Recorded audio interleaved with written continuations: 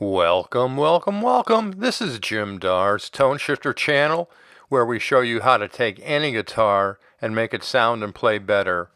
So join me in the Guitar Cabin, our musical sanctuary from day-to-day life, as we explore another really cool guitar project. I'm excited. Let's get to it.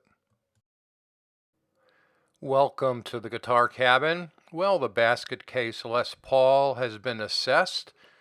And here's a reminder of what it looked like, and what we're going to try to do with it is put a new back on it, work on the neck separately, then work on the fingerboard. So let's get into this as a step-by-step process, and I'll explain what I'm doing when I'm doing it. What I've decided to do is to use my drum sander to even out the back and then put a cap on it. We'll explore each step. The picture above is a reminder of how badly this guitar was abused with a belt sander, is what we believe. And in the waist, it's very, very thin. In order for me to pass the guitar through the drum sander, I have to take into account the fact that the fingerboard neck is a little proud at the body. So you can see I've taken two pieces of wood which are deeper than that extension and will allow me to use that as a flat surface where I run it through the drum sander. The drum sander starts taking down the high points of the back until I get to a point where I'm happy with the thickness of the body at that point to add a cap to. Each pass of the machine takes maybe 1/16 of an inch off. I'm using 60 grit sandpaper, which is pretty aggressive, and you can see each pass little by little. The richness and quality of the wood shows through when it's all sanded smooth. You can see this is a two-piece body. It's solid Honduran mahogany. And the low spots, I'm going to have to accommodate for those with some plugs. If I went to sand the entire body smooth so it's all even at one level, I'd probably end up about at a 1/2 inch thick from the top to the point where I would attach the back. My goal is to leave an inch, a little more than an inch thick now, and then after I put the plugs in, take it down to just about an inch thick, so I'd be adding approximately a 3/4 inch mahogany back to it, which we'll see in the next episode. Here's a close-up of the neck joint and the tenon that's in the body. You can see that it kind of poses a little bit of an issue in terms of restoring it back to the way it was 100% when it left the factory. So I'm going to have to think about that and make a decision before I put the back on.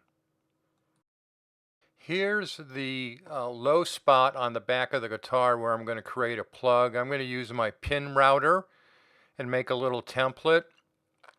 And I'm actually going to do the same size plug on both sides. That way I don't have to make two jigs and templates.